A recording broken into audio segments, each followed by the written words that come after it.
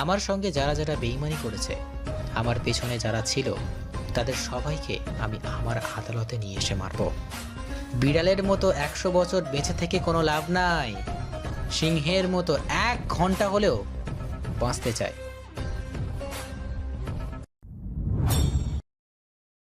আচ্ছা, এই যে স্থাপনা, এটা কে করেছে? এটার ব্যাপারে একটু ভালোভাবে খোঁজ নে, আর আমার যত লোকজন আছে সবাইকে আমার সাথে দেখা করতে বল। আজকে সন্ধ্যার সময় আমি সবাইকে একসাথে দেখতে চাই। সবাই যেন চলে আসে। এ কথা শোনার পরে নেহাল অনেকটা ভয় পেয়ে যায়। কারণ এখন আল্লাহ তাআলা খুব ভালো জানে যে রানা ভাই এখন কি করবে। আর এটা শোনার পরে নেহাল আরেকজনকে দায়িত্ব দিয়ে দেয় খোঁজ নেওয়ার জন্য। আর নেহাল তারপরে আবার মার্সিডিজ কারের মধ্যে উঠে পড়ল। আর উঠে পড়ার পরে গাড়িটা সাঁই সাঁই করে চলতে লাগলো। আর হঠাৎ করে পিছন থেকে গুলির আওয়াজ ভেসে আসলো। রানা খুব দ্রুত গতিতে গাড়ি চালিয়ে যেতে বলছে। আর গাড়িটাও অনেক দ্রুত গতিতে রাস্তাগুলো অতিক্রম করছে, কিন্তু গুলি করাটা খুবই তীব্র হচ্ছে। আর তখনই রানা সে তার মেশিন গান দিয়ে গাড়ি থেকে নেমে পড়ল। আর গাড়ি থেকে নেমে পড়ার পরেই দেখতে পেল দুইটা গাড়ি তার গাড়িকে ইশারা করেই গুলি করছে। আর রানা সে ওদেরকে ফায়ার করতে লাগলো। আর ফায়ার করার পরে ওরাও রানাকে গুলি করতে লাগলো। আর রানা সে পাগলের মতো চিৎকার করতে করতে সামনের দিকে এগিয়ে গেল। আর এইসব দেখে ওরা পালিয়ে গেল। কিন্তু রানা তাদের পিছনে দৌড়তে শুরু করেছে। রানা ওখানে দুজনকে ধরে ফেলেছে। আর দুজনকে ধরে ফেলার পরে নাকের মধ্যে একটা ঘুষি দেয়। আর তখনই টলটল করে রক্ত বের হতে লাগলো। আর তখনই রানার লোকেরা চলে আসলো। আর রানার লোকেরা এসে ওখান থেকে নেহাল রানার কাছাকাছি এসে রানাকে বলতে লাগলো, ভাই, আপনি কোনো কিছু করবেন না, ওদেরকে আমার হাতে তুলে দিন। আমি তাকে গোডাউনে নিয়ে গিয়ে আপনার মতো করে শাস্তি দেব। আপনি কেন শুধু শুধু এত কষ্ট করছেন? আপনি অনেকদিন পর বের হয়েছেন, আপনি একটু রেস্ট নিন। রানা ওই দুইটাকে গাড়িতে তুলে নেয়। আর গাড়িতে তোলার পরে সে আবারও গাড়িটা চালাতে বলল। আর গাড়িটা একটা জঙ্গলের ভিতরে চলে আসলো। আর জঙ্গলের ভিতরে এসে গাড়িটা থামলো। আর থামার পরে রানা সেখান থেকে নেমে পড়ল। আর রানা সেখান থেকে নেমে পড়ার পরে সে দেখতে পেল গাড়িটার পিছনে কিছুটা ক্ষতি হয়েছে। আর তখন আর কিছু না বলে সে ভিতরে চলে আসে। আর ভিতরে আসার পরে রানা ফ্রেশ হয়ে নেয়। আর ফ্রেশ হওয়ার পরে সে চেয়ার টেবিলের মধ্যে বসে পড়ে। আর তার সামনে ওই দুইটা ছেলেকে রাখা হয়। আর রাখার পরে রানা ওদের দিকে এক ধ্যানে তাকিয়ে আছে। আর কিছুক্ষণ পরেই নেহাল রানার জন্য কফি নিয়ে আসলো। আর কফি নিয়ে আসার পরে রানা কফিটা খেতে লাগলো। আর কফিটা খাওয়ার পরেই রানা চেয়ার থেকে উঠে ওদের সামনে যায়। আর সামনে যাওয়ার পরে এক লাথি মেরে ওদেরকে মাটিতে ফেলে দেয়। ওরা হাঁটু গেড়ে বসেছিল। রানা লাথি মেরে ফেলে দেওয়ার পর একটা ছেলের গলায় পা দিয়ে সেখানে দাঁড়িয়ে থাকে। আর এটা দেখে বাকি সবাই ভয় পেয়ে যায়। কারণ রানা সে আবারও যদি আগের রূপে ফিরে আসে তাহলে একটারও অস্তিত্ব থাকবে না। আর রানা এভাবে 2 মিনিট দাঁড়িয়ে থাকার পরেই ছেলেটা ছটফট করতে করতে মারা গেল। আর ছেলেটা মারা যাওয়ার পরে অন্য ছেলেটা সে ভয়ের কারণে সেখানেই প্রস্রাব করে দিয়েছে। রানা আবারও গিয়ে ছেলেটার সামনে দাঁড়ালো। আর ছেলেটার সামনে দাঁড়ানোর পরে ছেলেটা ভয়ে ভয়ে রানার দিকে তাকিয়ে আছে। আর তখন রানা আবারও ছেলেটাকে একটা লাথি মারল। আর লাথি মারার পরে রানা সে তার ছুরিটা হাতে নিল। আর ছুরিটা হাতে নেওয়ার পরে সে তার গলাটা কেটে ফেলল। আর গলাটা কেটে ফেলার পরে সে কাটা মুরগির মতো ছটফট করতে লাগলো। তারপর রানা 2 হাতের কবজি পর্যন্ত কেটে ফেলল। আর কেটে ফেলার পরে সবাই ভয়ে তটস্থ হয়ে আছে। আর রক্ত পুরো জায়গাটায় ভেসে যাচ্ছে। আর রানা এটা দেখে পাগলের মতো হাসছে। রানা এটা করার পরে সোজা রুমে চলে আসে। আর রুমে আসার পরে সে ফ্রেশ হয়ে শুয়ে পড়ল। আর শুয়ে পড়ার পরে ভাবতে লাগলো তার পিছনে যারা এগুলো করেছে তাদের শাস্তি দেবে। জেলে থেকে সে নিজেকে এমনভাবে তৈরি করেছে। রানা এসব ভাবতে ভাবতে কখন যে ঘুমিয়ে গেল সেটা রানা নিজেও টের পেল না। আর ঘুম থেকে ওঠার পরে দেখতে পেল সন্ধ্যা হয়ে গেছে। রানা সন্ধ্যাবেলায় সে উঠে খাবার খেয়ে নিল। আর খাবার খাওয়ার পরে সে যথারীতি তার লোকজনের সামনে গেল। আর দেখতে পেল শত শত লোক তার সামনে দাঁড়িয়ে আছে। পুরো জঙ্গলটা ভরে গেছে। আর রানার চারপাশটা ওদেরকে দেখতে লাগলো। আর কিছুক্ষণ এভাবেই হাঁটাহাঁটি করার পরেই রানা আর সবার সামনে চেয়ার নিয়ে বসে পড়ল। আর চেয়ার নিয়ে বসে পড়ার পরে রানা বলতে লাগলো, আমার কথাটা তোরা ভালোভাবে শুনে নে। আমি একবার যা বলি সেটা ভালোভাবে মাথায় ঢুকিয়ে নে। আমার সঙ্গে যারা যারা বেইমানি করেছে, আমার পেছনে যারা ছিল, তাদের সবাইকে আমি আমার আদালতে নিয়ে এসে মারব। আর তোদের মধ্যে যদি কেউ আমার খবর অন্য জায়গায় পাচার করিস এবং সেটা যদি আমি জানতে পারি, তাহলে তোদেরকে চিহ্নিত করে দেব। তোরা ভাবতেও পারবি না আমি কতটা ভয়ঙ্কর। কেউ বেইমানি করবি না, আর তোরা আমার কোনো কিছুই করতে পারবি না। তাই আমার সঙ্গে লাগতে আসিস না। আমি যদি একবার খেপে যাই তাহলে তোদের অবস্থা অনেক খারাপ হয়ে যাবে। তোরা পৃথিবীর যে কোনোই প্রান্তে থাকিস না কেন, আমি সেটাকে খুঁজে বের করব, মারব। তখনই নেহাল একটা মেয়েকে ধরে নিয়ে আসলো। মেয়েটার পিছনে হাত বেঁধে রেখেছে। মেয়েটাকে নিয়ে আসার পরে রানার পায়ের কাছে ফেলে দেয়। আর পায়ে ফেলে দেওয়ার পরেই রানা মেয়েটার দিকে তাকিয়ে থাকলো। আর মেয়েটার দিকে তাকিয়ে থাকার পরে মেয়েটাকে সে মুখ খুলে দেয়। আর মুখ খুলে দেওয়ার পরে মেয়েটা তার কাছে মাপ চাইতে লাগলো। আর তখনই নেহাল বলতে লাগলো, ভাই, এই মেয়েটা সেই দিন আপনার পেছন থেকে গুলি করছে, কিন্তু আফসোস মেয়েটা গুলি লাগাতে পারেনি। এই মেয়েটা কার কথায় গুলি চালিয়েছে আমি এখনও জানতে পারলাম না। মেয়েটাকে অনেকবার জিজ্ঞাসাবাদ করেছি, কিন্তু কিচ্ছু করেছে কি না, কিন্তু মেয়েটি কোনো কিছুই বলতে চাচ্ছে না। সে কার হয়ে কাজ করে, কোথা থেকে এসছে, সে কোনো কিছুই বলতে পারছে না। ভাই, আপনি বিষয়টা দেখেন। তারপরে রানা চেয়ার থেকে উঠে পড়ল। আর চেয়ার থেকে উঠে পড়ার পরে সে মেয়েটা চারদিকে ঘুরতে লাগলো। আর মেয়েটাও কিছুটা ভয় পেয়ে গেল। আর এভাবে চারপাশে ঘোরাফেরা করার পরে রানা আবারও চেয়ারে বসে পড়ল। আর চেয়ারে বসে পড়ার পরে রানা একটা সিগারেট জ্বালালো। আর সিগারেট খাচ্ছে রানা। তখন সিগারেট খেতে খেতে মেয়েটাকে জিজ্ঞেস করলো, আজকে থেকে 5 বছর 2 মাস আগে তোর সঙ্গে আমার মনে হয় কোনো না কোনোভাবে দেখা হয়েছিল। তুই আমাকে শপিং মলের মধ্যে গুলি করেছিলি। এখন বল, তুই কার কথাই গুলি করেছিলি? কে তোকে সে সময় পাঠিয়েছিল? তুই গুলি করার পরেই আমি 2 মাস পরে জেলে যাই। তাহলে এখন সব কিছু খুলে বল। আমি তোকে ভালো ভালোই জিজ্ঞেস করছি। যদি বলিস তাহলে ভালো কর, আর যদি না বলিস তাহলে তোর বেঁচে থাকার সিদ্ধান্তটা যে আমি নিব। কোবরা কিং বিশ্বাস করেন আমি এসবের কোনো কিছুই করতে চাইনি। ওরা আমাকে জোর করে এইসব করিয়েছে। আর তাছাড়া আপনি অনেক খারাপ একজন লোক। আপনি আমার বোনকে হত্যা করছেন আমার চোখের সামনে, কিন্তু আমি আড়ালে থেকেও সেগুলো নীরবে সহ্য করছি। আমি কোনো কিছু বলতে পারিনি।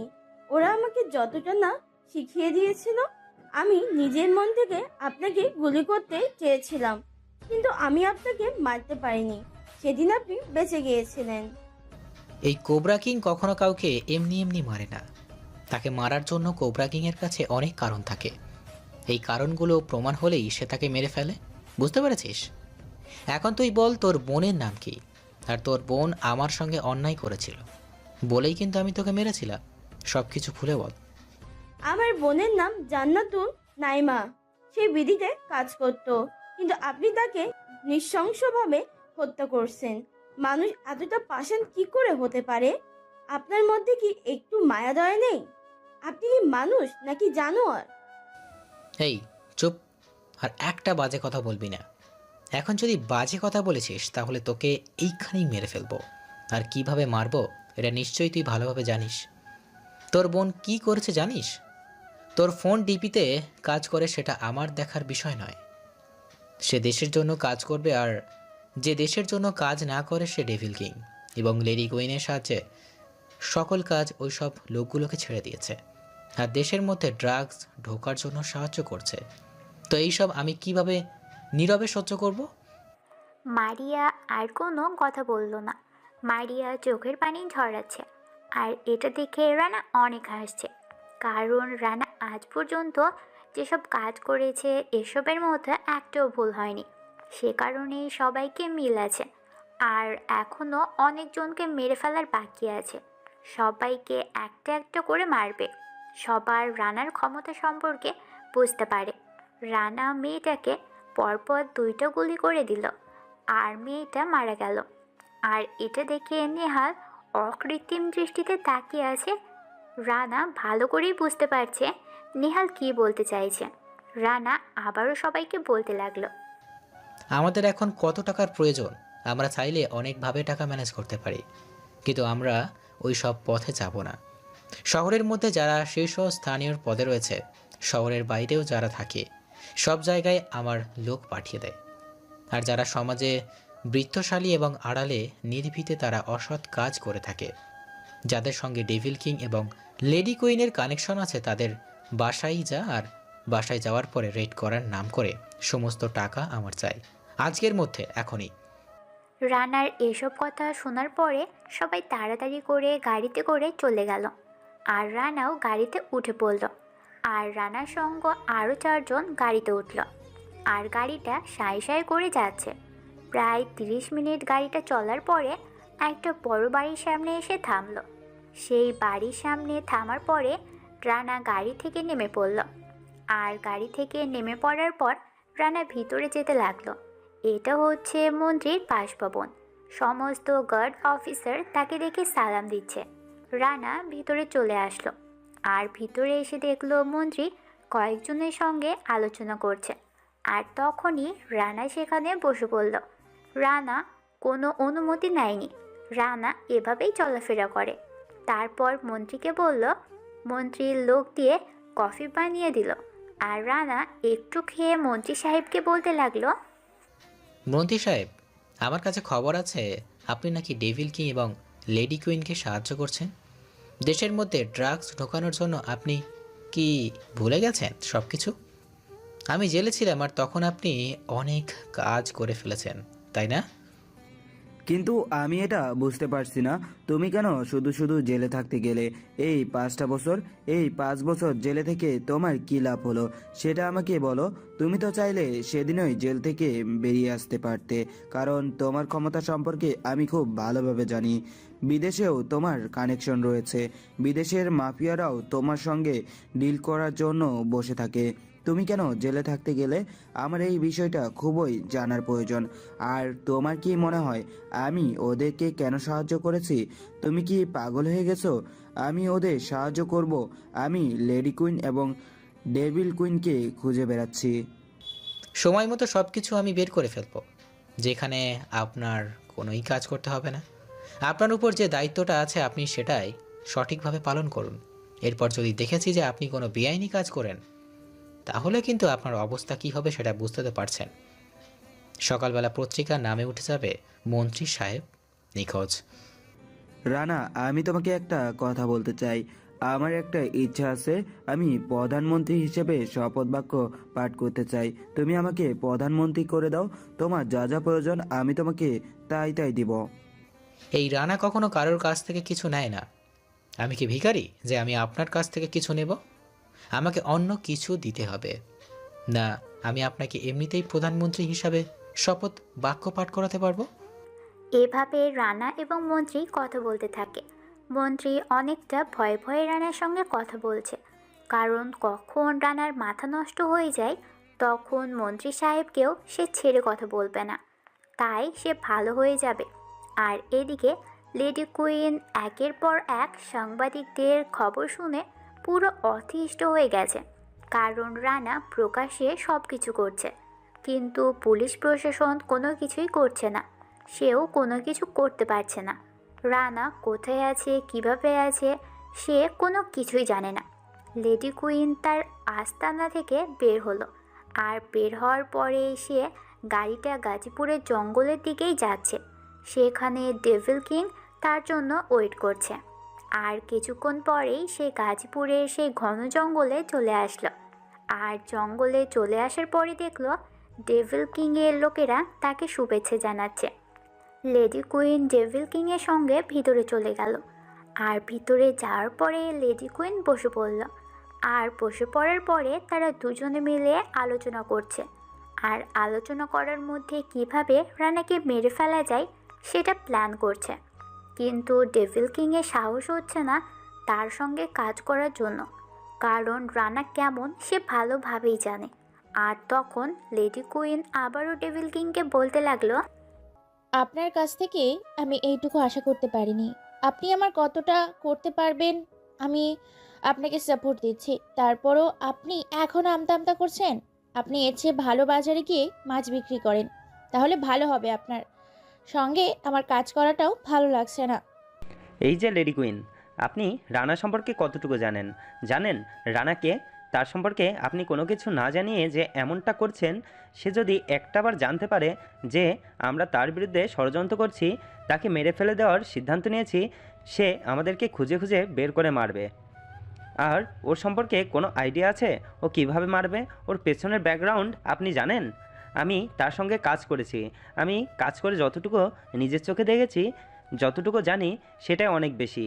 আর আমি চিন্তা করছি আমার বিষয় নিয়ে, আমি যে তার সঙ্গে বিশ্বাসঘাতকতা করে তাকে জেলের ভিতর পাঠিয়েছিলাম, এখন সে আমাকে কি করবে এটাই চিন্তা করছি।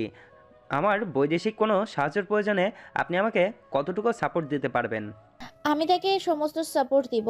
ও আমার অনেক ক্ষতি করে ফেলেছে, আমার সমস্ত জায়গা সে রেড করে সমস্ত কিছু শেষ করে দিয়েছে। আমি পুরো নিঃস্ব হয়ে গেছি। এই রানাকে না মারা পর্যন্ত আমার শান্তি হবে না। এই রানা যেখানেই থাকুক না কেন, আমি তাকে খুঁজে খুঁজে বের করব। আপনি যদি আমার সঙ্গে বেইমানি করেন তাহলে সোজা আপনাকে ওপরে পাঠিয়ে দিব। আপনি আমাকে ভালোভাবে চেনেন না। ঠিক আছে, আমি সমস্ত সাহায্য করব। ওর যত জায়গা আছে সব কিছুই আমি আপনাকে চিনিয়ে দেব, কিন্তু আমাকে আপনার সবচেয়ে বেশি সাপোর্ট দিতে হবে। আর আমাদের দুজনকে একসঙ্গে কাজ করতে হবে। আরও একজন কিলারকে হায়ার করতে হবে। আমাদের এগুলো দিয়ে কোনো কিছুই হবে না। এগুলো সব মাছি বাত্তার জন্য। ও এমন কোনো বিদ্যা নেই যেটা রানা নিজে জানে না। কুম্ফু, ক্যারাতে, জাপানিজ কমান্ডো, এমন কোনো মেশিন নাই সে যে চালাতে পারে না। সব কিছু পারে সে। এভাবে নেহা ডেভিল কিংয়ের সঙ্গে আলোচনা করতে লাগলো। ওরা আলোচনা করতে করতে বেশ কয়েকটা সময় পার করে দিল। তারপরে নেহা ল্যাপটপের রানার ব্যাপারে ইনফরমেশন বের করতে লাগলো, কিন্তু তেমন গুরুত্বপূর্ণ কোনো ইনফরমেশন রানার ব্যাপারে নেই। নেহা কি করবে সেটা বুঝতে পারছে না। তারপরে আরও কিছু কথা বলে সে সেখান থেকে চলে গেল। আর সেখান থেকে যাওয়ার পরে সে কমিশনারের বাসায় আসলো। কমিশনারের বাসায় এসে দেখা করলো। কমিশনার সব কিছু শোনার পরে কমিশনার না করলে, কারণ রানাকে এখন প্রমাণ ছাড়া অ্যারেস্ট করতে গেলে সমস্ত কিছু তছনছ করে দিবে। এই শহরটা পুরো নরকে পরিণত হবে, কারণ রানার সম্পর্কে সবাই খুব ভালোভাবেই জানে। ডিপার্টমেন্ট রানার বিরুদ্ধে কথা বলতে অনেক ভয় পায়। তবুও কমিশনার সাহেব বলল কালকে এ বিষয় নিয়ে ডিপার্টমেন্টে কথা বলবে, কারণ একের পর এক এখন খুন হচ্ছে, কিন্তু সেটার কোনো প্রমাণ নেই। কিন্তু খুনগুলো যে রানা করছে এটা খুব ভালোভাবেই সবাই জানে। কিন্তু সাধারণ মানুষের চোখে রানা একজন অসাধারণ মানুষ, তাই পুলিশের কোনো কিছু করার নেই। কারণ রানাকে কোনো কিছু করতে গেলে জনগণ তাকে রিপোর্ট দিতে পারে। জনগণ যদি একবার ক্ষেপে যায় তাহলে তারও অবস্থা খারাপ হয়ে যাবে। সব কিছু মিলিয়ে সব কিছু এখন এভাবেই চলতে দেওয়া যাবে। আর তারপরে নেহা লেডি কুইন চলে গেল। আর লেডি কুইন চলে আসার পরে লেডি কুইন তার বাসায় এসে কোনোভাবেই কিছু করতে পারছে না। দেখে সে মাথায় হাত দিয়ে বসে পড়ল, কারণ তার তো যে করে হোক প্রতিশোধ নিতে হবে। তখনই হঠাৎ করে টিভিতে চলা একটা মুভি দেখতে পেল। এখানে একটা রোমান্টিক সিন চলছে। আর এই সিন দেখার পরে নেহার মাথায় একটা গুরুত্বপূর্ণ চিন্তা চলে আসে, যেটা দিয়ে রানাকে মেরে ফেলা সম্ভব। সে রানার ভালোবাসার মানুষ হয়ে উঠবে। ছদ্মবেশে রানা যদি একবার তার প্রেমে পড়ে যায় তাহলে আর কোনো কিছু করার নেই, রানা এমনিতেই শেষ হয়ে যাবে। এদিকে রানা তার গোডাউনে ফিরছে রাস্তা দিয়ে। গাড়িটা অনেক দ্রুত গতিতে চলছে, আর হঠাৎ করে একটা বোরখা পরা অবস্থায় একটা মেয়ে সেখান দিয়ে রাস্তা পার হচ্ছিল। আর এটা দেখার পরে রানা তাড়াতাড়ি করে ব্রেক করতে বলল, আর মেয়েটার কিছুটা লেগে যায়। রানা তাড়াতাড়ি করে গাড়িটা থেকে নেমে পড়ে, আর গাড়ি থেকে নামার পরে মেয়েটার কাছে যায়। আর মেয়েটার কাছে যাওয়ার পরে মেয়েটাকে জিজ্ঞেস করে তার কোনো কিছু হয়েছে কিনা, কিন্তু মেয়েটা তাকে বলতে লাগলো, না ভাইয়া, আমার কোনো কিছু হয়নি, এবার যেতে পারেন। আর গাড়িটা এত জোরে চালানোর কি দরকার ছিল? আর একটু হলেই তো আমি চলে যেতাম। কথাটা শোনার পরে রানা কিছুটা বিচলিত হয়ে যায়, কারণ মেয়েটার কণ্ঠটা অনেক সুন্দর। মেয়েটার চোখগুলোর দিকে তাকিয়ে আছে রানা মুগ্ধ দৃষ্টিতে। রানা হঠাৎ করে এমন হয়ে যাবে এটা রানা কখনো ভাবেওনি, কারণ রানার জীবনে কখনো ভালোবাসা নামক শব্দটা ছিল না, কখনো আসবে কি না সেটার কোনো ভাবনা নেই। রানা এভাবেই চলতে পছন্দ করে, কিন্তু আজকে এই মেয়েটাকে দেখার পরে রানা কেমন যেন হয়ে উঠল। এত শক্ত মানুষটাও এই মেয়েটার দিকে তাকিয়ে আছে। মেয়েটার মুখটা দেখা যাচ্ছে না, কারণ হিজাব পরে আছে, শুধুমাত্র চোখ দুটো দেখা যাচ্ছে। আর সেই চোখগুলো থেকেই রানা মায়াবী দৃষ্টিতে তাকিয়ে আছে। রানা এভাবে তাকিয়ে আছে দেখে মেয়েটাও কিছুটা লজ্জা পেয়ে যায়, আর তাড়াতাড়ি করে মেয়েটা সেখান থেকে চলে যেতে চায়। আর রানা সেই চলে যাওয়ার দিকে তাকিয়ে রইল। আর এটা পিছন থেকে নেহাল, সাকিব, রাকিব ওরা এগুলো দেখে অবাক হয়ে গেল। ওরা কখনো ভাবতেও পারেনি যে তাদের ভাই এভাবে তাকিয়ে থাকবে একটা মেয়ের দিকে মুগ্ধ দৃষ্টিতে। নেহাল পাখিদের সঙ্গে হাসাহাসি করছে, আর এটা রানা বুঝতে পেরেছে। রানাও এখন কিছুটা লজ্জা পেয়ে যায়, কারণ সবাই তাকিয়ে বুঝে ফেলেছে যে রানার মেয়েটাকে পছন্দ হয়ে গেছে। সে মেয়েটাকে প্রথম দেখায় ভালোবেসে ফেলেছে। তারপর মেয়েটা দৌড়ে চলে গেল। মেয়েটা চলে যাওয়ার পরে রানা সেখানে কিছুক্ষণ দাঁড়িয়ে থেকে গাড়িতে উঠে পড়ল, কারণ এখন কোনো কিছুই দেখা যাচ্ছে না। রানা গাড়িতে উঠে সে মোবাইল টিপছে, আর গাড়িটা আবারও দ্রুত গতিতে চলা শুরু করেছে। আর কিছুক্ষণ পরেই রানা মোবাইলটা রেখে নেহালকে বলতে লাগলো এই মেয়েটার ব্যাপারে খোঁজ নেওয়ার জন্য। আর এটা বলার পরেই সবাই হাসতে শুরু করলো। রানা ধমক দিল সবাইকে, আর সবাই চুপ হয়ে গেল, কিন্তু আবার পরক্ষণেই হাসতে লাগলো। আর এটা রানা দেখে রানা নিজেও হাসতে লাগলো। অনেক দিন পরে রানা সেই মন খুলে হাসতে পেরেছে, এটাই অনেক বেশি কিছু।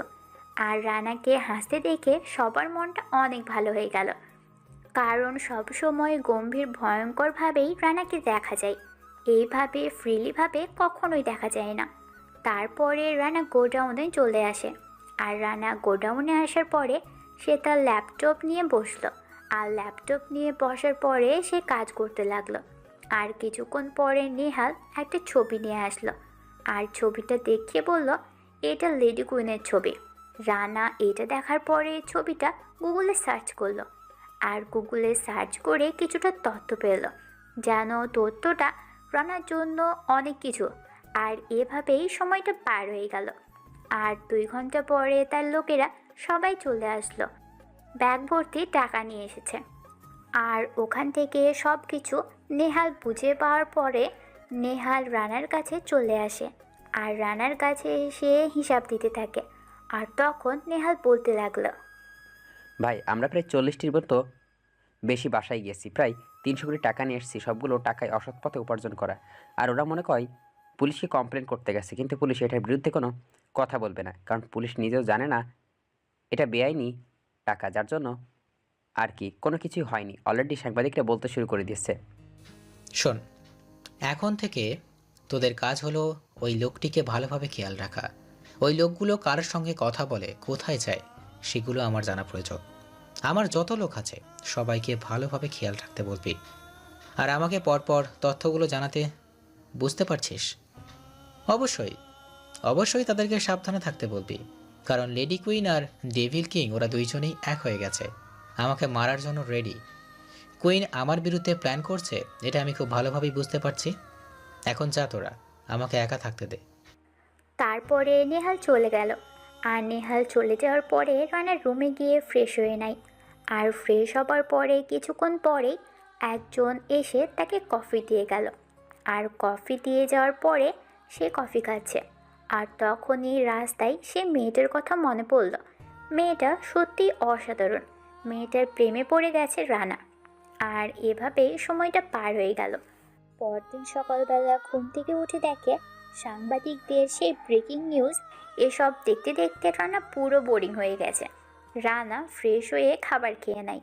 আর খাবার খাওয়ার পরে তখনই দৌড়ে নেহাল চলে আসলো। আর নেহাল এসে রানার কাছে হাঁপাচ্ছে। আর তখনই রানা জিজ্ঞেস করলো কি হয়েছে। তখন নেহাল মেয়েটার ব্যাপারে বলতে লাগলো। ভাই, মেয়েটার আপন বলতে তেমন কেউ নেই, শুধুমাত্র একটা চাচা আছে। সে ঘরে পড়ে গেছে। মেয়েটা মাদ্রাসায় শিক্ষকতা করে। মেয়েটা অনেক ধার্মিক, আপনার জন্য অনেক পারফেক্ট হবে। নেহাল ঠিকানা দিয়ে চলে গেল। আর নেহাল ঠিকানা দিয়ে চলে যাওয়ার পরে রানার অবস্থা খারাপ। কারণ সে যে করে হোক মেয়েটার সঙ্গে দেখা করতে যাবে। আর যে ভাবা সেই কাজ। রানা তাড়াতাড়ি করে গাড়ি বের করলো। আর একাই সে গাড়ি নিয়ে চালাতে লাগলো। আর সেই ঠিকানা মতো চলে আসার পরে দেখলো একটা মাদ্রাসার সামনে এসে থামলো। আর মাদ্রাসার সামনে থামার পরে সে মাদ্রাসার ভিতরে যেতে চাইলো। কিন্তু দারোয়ান তাকে আটকে দিল। কিন্তু রানা রাগে দারোয়ানকে একটা থাপ্পড় মারল। আর থাপ্পড় মারার পরে দারোয়ান আর কোনো কথা বলতে পারল না। আর তখনই মেয়েটা চলে আসলো। সিমরান এসে রাগী দৃষ্টিতে রানার দিকে তাকিয়ে থাকে। আর রানা মাথা নিচু করে আছে। আর তখনই মেয়েটা রানাকে বলতে লাগলো। এই যে, কি ব্যাপার? আপনি এরকম অসভ্যতম কেন করছেন? আপনাদের মতো বখাটের ছেলেদের কি এখানেও আসা লাগে? এটা যে একটা মহিলা মাদ্রাসা, সেটা কি আপনি ভুলে গেছেন? আপনাদের কি এখানে আসা উচিত? আপনার কি বিবেক বলতে কোনো কিছু নেই? আপনার কি কাণ্ডজ্ঞান নেই? আপনি কি পৃথিবীতে থাকেন নাকি ভিন্ন গ্রহ থেকে এসেছেন? আপনার মধ্যে এতটুকু সেন্স কাজ করে না? কি আজব আপনি! আসলে আমি আপনার সঙ্গে কথা বলতে এসেছিলাম। আর আপনার সঙ্গে দেখা করার জন্যই আমি এইখানে এসেছি। কিন্তু এই দারোয়ান আমাকে কোনোভাবেই ভিতরে যেতে দিচ্ছে না। আর মহিলা মাদ্রাসার মধ্যে এই ধরনের কেন? আমি তো কোনো কিছু বুঝতেই পারলাম না। দেখতে তো পুরো নেশা করার মতো লাগে। এই, তুই কালকে থেকে এইখানে আসবি না, বুঝতে পেরেছিস? তোকে যদি আমি কালকে এইখানে দেখেছি, তাহলে মেরে বুড়ি গঙ্গা নদীতে ভাসিয়ে দিব। কথাটা মাথায় রাখবি। এখন যা এখান থেকে, আর তোকে যেন এইখানে না দেখি। এই কথাটা শোনার পরে দারোয়ান ছেলেটা দৌড়ে পালিয়ে গেল। দারোয়ান ছেলেটা চিনে ফেলেছে ভালোভাবেই। আর এজন্যই সে দৌড়ে পালিয়ে গেল। আর তখন সিমরান কোমরে হাত দিয়ে দাঁড়িয়ে রয়েছে। সিমরানের ইচ্ছে করছে একটা থাপ্পড় দেওয়ার জন্য। কিন্তু সিমরান তো আর জানে না যে রানা বা কী জন্য সেখানে এসেছে। সিমরান ভিতরে ভিতরে একটু ভয় পাচ্ছে। তার ভয় কাজ করছে। আর তখনই রানা সামনে এগিয়ে যেতে লাগলো। আর সিমরান পিছনে যেতে লাগলো। আর তখনই রানা একটু কাছাকাছি যেতেই বলতে লাগলো। এত ভয় পাওয়ার কোনো কিছুই নেই। আমি আসলে তোমাকে কালকে অনেক বেশি অন্যায় করে ফেলেছি, তার জন্য সরি বলতে এসেছি। আর কালকে তোমাকে দেখে আমি অনেকই ভালোবেসে ফেলেছি। আপনার মতো ফালতু লোক কি করে বলতে পারে যে আপনি আমাকে ভালোবাসেন? দেখুন, আপনি কি এখান থেকে যাবেন নাকি আমি পুলিশ ডাকবো? আপনি কিন্তু এভাবে মাদ্রাসায় এসে অসভ্যতামও করতে পারেন না। প্লিজ, আপনি এখান থেকে যান। আর কখনোই এখানে আসবেন না, বুঝতে পেরেছেন? আপনি এখানে আসলে আমার ছাত্রীরা আর মাদ্রাসায় আসবে না। প্লিজ, আপনি অন্ততপক্ষে আমার জন্য হলেও এখান থেকে যান। আমি চাই না যে আমার কোনো ক্ষতি হোক। আমার কাছে আমার আত্মসম্মানটাও অনেক বেশি দামি। আপনার কাছে আত্মসম্মান না থাকতে পারে, কিন্তু আমার কাছে আছে। তারপরে রানা সেখান থেকে চুপচাপ চলে আসে। আর রানা সেখান থেকে চলে আসার পরে সে কিছুটা দূরে এসেই গাড়িতে বসে থাকে। এভাবে অনেকক্ষণ সময় পার হয়ে গেল। আর দুপুরের দিকে দেখলো সিমরান মাদ্রাসা থেকে বের হচ্ছে। আর রানা কিছুটা এগিয়ে গেল গাড়ি নিয়ে। আর এগিয়ে যাওয়ার পরেই সিমরান আবারও পেছনে ফিরে তাকালো। দেখলো রানা তার পিছনে আসছে। সিমরান তাড়াতাড়ি করে হেঁটে যাচ্ছে, কিন্তু রানা গাড়ি থেকে নেমে কিছুটা দৌড়ে গিয়ে তার সামনে গেল আর বলতে লাগলো তার গাড়িতে ওঠার জন্য। কিন্তু সিমরান কোনো কিছু না বলেই চলে যাচ্ছে। আর কোনো উপায় না পেয়ে রানাও তার পেছনে পেছনে যাচ্ছে। আর কিছুক্ষণ পরেই সিমরান তার বাসায় প্রবেশ করে ফেলল। আর রানা আর সেখানে গেল না। রানা গাড়ি নিয়ে সে তার কাজে চলে আসে। রানা একটা কফি শপে এসেছে আর কফি শপে এসে কফি খাচ্ছে।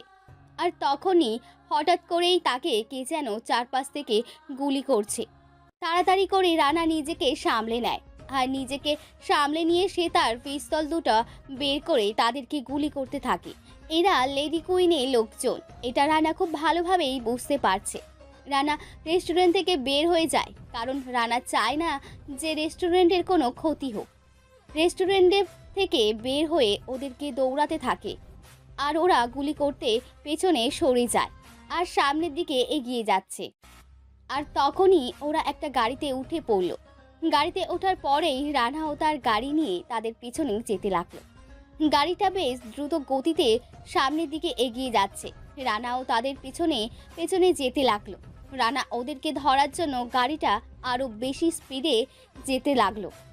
আর গাড়িটা কিছু দূর যাওয়ার পরেই গাড়িটা একটা গাছের সাথে ধাক্কা খায়। আর রানা তার গাড়িটা তাড়াতাড়ি করে ব্যাক করে সেই গাড়িটার কাছে যায়। তার গাড়িটার কাছে যাওয়ার পরেই দেখতে পেল গাড়িতে একটা মেয়ে ড্রাইভিং করছে। কিছুটা অবাক হয়ে যায়, একটা মেয়ে এরকমভাবে ড্রাইভিং করতে পারে। সেই মেয়েটাকে ধরে আনে আর সাথে একটা ছেলেকেও ধরে নিয়ে এসে তার গাড়িতে বসালো। আর গাড়িতে বসানোর পরে ওদেরকে বেঁধে ফেললো গাড়িতে। তারপর রানা সেগুলোকে নিয়ে তার আস্তানায় চলে আসলো। আর আস্তানায় আসার পরে সে গাড়ি থেকে নামলো। আর নামানোর পরে নিহাল এদেরকে দেখে অবাক হয়ে গেল, কারণ নিহাল ভালোভাবেই বুঝতে পারছে এরা লেডি কুইনের লোকজন। রানা গরম পানি করে আনতে বলল। আর কিছুক্ষণ পরেই রাকিব গরম পানি নিয়ে এসে রানার কাছে দিল। আর গরম পানি দেওয়ার পরে রানা কোনো কিছু না বলেই সেই গরম পানিটা ওই মেয়েটার মুখে ঢেলে দেয়। আর মেয়েটা পাগলের মতো চিৎকার করতে থাকে। আর রানা সেই মুখের মধ্যে আবারও ট্যাব লাগিয়ে দেয়। তারপরে ওই ছেলেটার কাছে আসলো। আর ছেলেটার কাছে এসে ছেলেটার প্লাস দিয়ে একটা আঙুলের নখ উঠে ফেললো। আর তখনই ছেলেটা পাগলের মতো চিৎকার দিতে লাগলো। আর সেখানে কিছুটা মরিচ গুঁড়ো দিতে লাগলো, আরও কিছু বরফ দিল। আর এভাবে প্রায় অনেকক্ষণ চলতে লাগলো। বেশ কিছু সময় পরে রানা জিজ্ঞাসা করতে লাগলো তাদেরকে কে পাঠিয়েছে, কিন্তু তারা কোনোভাবেই এখনো স্বীকার করছে না। রানা খুব ভালোভাবেই জানে যে তাদেরকে কিভাবে স্বীকার করানো যায়। রানা বিজলিকে কল দেয় আর প্রায় 10 মিনিট পরেই বিজলি চলে আসে। বিজলি তার হয়ে কাজ করে। আর বিজলি আসার পরে রানা বিজলিকে বলতে লাগলো মেয়েটাকে ভিতরে নিয়ে যাওয়ার জন্য। আর বিজলি ভালোভাবে বুঝতে পেরেছে তাকে এখন কি করা লাগবে। আর বিজলি মেয়েটাকে ধরে তার সঙ্গে করে ভিতরে নিয়ে গেল। আর ভিতরে নিয়ে যাওয়ার পরে বিজলি ভালো ভালো জিজ্ঞেস করছে, দেখ, আমি তোকে এখনও বলছি, তুই সব কিছু স্বীকার কর। তোকে কে পাঠিয়েছে, কী জন্য পাঠিয়েছে, সব কিছু খুলে বল। এভাবে ভাইয়ের উপরে অ্যাটাক করার সাহস কোথা থেকে এলো তোদের? আর তুই নাকি অনেক বেশি ড্রাইভিং করতে পারিস। তোদের কি বুকের মধ্যে একটু ভয় কাজ করে না যে তুই কাকে খুন করতে এসেছিস? আমি একটা মিথ্যা আশ্রয় নিয়েছিলাম। আমার ছোট বোন ভেবেছে আমি মারা গেছি, আর এটা ভেবে তাকে খুন করতে আসি, কিন্তু পারে না। সে উল্টো আমার বোনকে খুন করে দেয়। আমি আমার সেই বোনের খুনের প্রতিশোধ নেওয়ার জন্য এসেছি। আমি নিজেই আমার মৃত্যুর খবরটা ছড়িয়ে দিয়েছিলাম সেদিন। আসলে আমি মারা যাইনি, আমি কোনো একভাবে বেঁচে গিয়েছিলাম, আর সেটার প্রতিশোধ নেওয়ার জন্য আমি ফিরে এসেছি। দেখ, তোর সমস্যা সেটা বলতে হবে, কিন্তু তোর এতটা সাহস হয়নি যে রানার উপর দিয়ে কথা বলার জন্য। আজ পর্যন্ত এই রানা ভাইয়ের কথাই কেউ অমান্য করতে পারিনি। শুধু তো তাই নয়, বিদেশের যারা মাফিয়া আছে সবাই রানা ভাইকে সম্মান দিয়ে কথা বলে। ওরা আর রানা ভাইয়ের সঙ্গে উচ্চস্বরে কথা বলার সাহস পায় না। তুই যেসব করেছিস সেটা আসলেই অনেক বেশি অন্যায় করেছিস। তুই আগে এখানে কাজ করতি, রানা ভাইয়ের অনেক কাছের একজন মানুষ ছিল। তোকে রানা ভাই নিজের বোনের মতো দেখতো, তোকে সব কিছু চিনিয়ে দিয়েছে এসব রাস্তা, আর সেখানে কিনা তুই তাকে বেইমানি করে জেলে পাঠিয়ে দিলি। ওদের সঙ্গে ষড়যন্ত্র করে তুই তো সেদিন বেঁচে গিয়েছিলি, কিন্তু আজকে তুই কখনোই বাঁচতে পারবি না। আমার বেঁচে থাকার কোনো ইচ্ছে নেই, কারণ আমি আমার মৃত্যু হাতে করে নিয়ে এসেছি। আমি জানি এখানে ধরা পড়লে আমাকে তোরা মেরে ফেলবি, তার জন্য আমি মৃত্যু হাতে করে নিয়েই এসেছি। আমি এসব দেখে ভয় পাই না। আর আমি সেদিন ভুল করেছিলাম, তাকে জেলে পাঠিয়ে দেওয়ার জন্য এর চেয়ে ভালো মেরে ফেলতাম, সেটা অনেক ভালো হতো। এত কাছাকাছি থাকার পরেও আমার মাথায় এটা আসেনি যে তাকে মেরে ফেললে ভালো হবে। জেলে পাঠিয়ে শুধু শুধু সময় নষ্ট করিয়েছি। আর লেডি কুইন আর ডেভিল কিং ওরা কখনো ছেড়ে দিবে না। আমি ওদের সঙ্গে ষড়যন্ত্র করে আমি এখানে এসেছি। তোরা কোনো কিছুই করতে পারবি না ওদের দুজনকে। ওরা দুজন আবারও এক হয়ে গেছে। এবার জেলে নয়, এবার সোজা কবরে পাঠাবে। ওই যে বললাম যে তোর অনেক সাহস আছে, কিন্তু তোর এই সাহসের কোনো মূল্য নেই। তুই এখন ভালোই ভালোই বল যে ওই ডেভিল কিং আর লেডি কুইন এখন কোথায় আছে, ভালোভাবে বল, না হলে কিন্তু তোর অবস্থা খারাপ হয়ে যাবে। আমি নিজেই তোকে এখনই মেরে ফেলবো। আর ভাইয়ের অর্ডার কিন্তু আছে। কিন্তু নাইমা কোনোভাবেই কোনো কিছু স্বীকার করছে না। যখনই বিজলি তার হাতের আঙুল কাটতে যাবে তখনই সেখানে রানা চলে আসে। আর রানা আসার পরে রানা বলল তাকে এখনো বাঁচিয়ে রাখতে হবে। রানা 30 ডিগ্রি দেওয়ার জন্য বলল, আর বিজলি সে মতোই কাজ করতে লাগলো। আর রানা বাইরে চলে আসে, আর বাইরে এসে সে কফি খেতে থাকে আর ছেলেটার দিকে তাকিয়ে আছে। আর ছেলেটাকে জিজ্ঞেস করল, কিন্তু ছেলেটা কোনো কিছু বলল না। তারপরে ছেলেটার গোপনাঙ্গ কেটে দেওয়ার পরে ছেলেটার ওখান দিয়ে রক্ত বের হতে থাকে। তখন ছেলেটা ছটফট করতে করতে মারা যায়। তারপর রানা নেহালকে ডাক দিল, আর নেহালকে ডাক দেওয়ার পরে বলল লাশটাকে সেই নদীতে ভাসিয়ে দেওয়ার জন্য। রানা সে অনুযায়ী কাজ করতে লাগলো। এদিকে বিজলি নাইমাকে ছেড়ে দিল, আর নাইমাকে ছেড়ে দেওয়ার পরে কিছু তথ্য জানতে পারলো, আর সেই তথ্যগুলো রানাকে বলল। রানা এগুলো শোনার পরে রানা রেডি হয়ে নিল, আর সবাইকে রেডি হতে বলল। সবাই রেডি হয়ে নিল, আর রেডি হবার পরে সবাই গাড়িতে উঠে পড়ল, আর রানা নিজেও গাড়িতে উঠে পড়ল। রানার গাড়িটা কিছুটা আলাদাভাবে যাচ্ছে, আর সবাই একসাথে যাচ্ছে। রানা কোন গাড়িতে আছে এটা কোনোভাবেই বোঝা যাচ্ছে না। রানা নিজেই ড্রাইভিং করে যাচ্ছে, আর হঠাৎ করে সামনে দেখতে পেল একটা মেয়ে সামনে রাস্তার পাশে দাঁড়িয়ে আছে। মেয়েটাকে দেখেই রানা চিনে ফেলল, এটা আর কেউ নয়, এটা নেহা, লেডি কুইন। সে ছদ্মবেশে এসেছে, রানার গাড়িটার সামনে দাঁড় করালো, আর দাঁড় করানোর পরে এসে মাস্ক পরে নিল। আর মাস্ক পরে নেওয়ার পরে সে সামনে গেল। সামনে যাবার পরে নেহা কিছুটা এগিয়ে এসে রানাকে জিজ্ঞেস করতে লাগলো, ভাইয়া, আপনি যদি কোনো কিছু মনে না করি আমাকে যদি একটু সামনে এগিয়ে দিতেন তাহলে আমার জন্য অনেক ভালো হয়। আমি অন্য দিকটা যাব, প্লিজ আপনি না করবেন না, আমার খুব যাওয়ারই প্রয়োজন। তারপর রানা আর কোনো কথা বলল না। রানা বলল ওঠার জন্য, আর নেহা গাড়িতে উঠে পড়ল।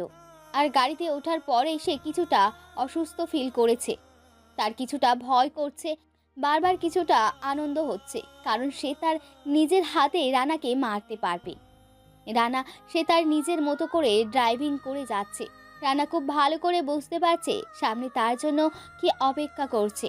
রানা ড্রাইভিং করতে লাগলো, আর এভাবেই বেশ অনেকটা সময় পার হয়ে গেল। আর ওদিকে পুলিশ প্রশাসন সকলেই নিস্তব্ধ হয়ে বসে আছে।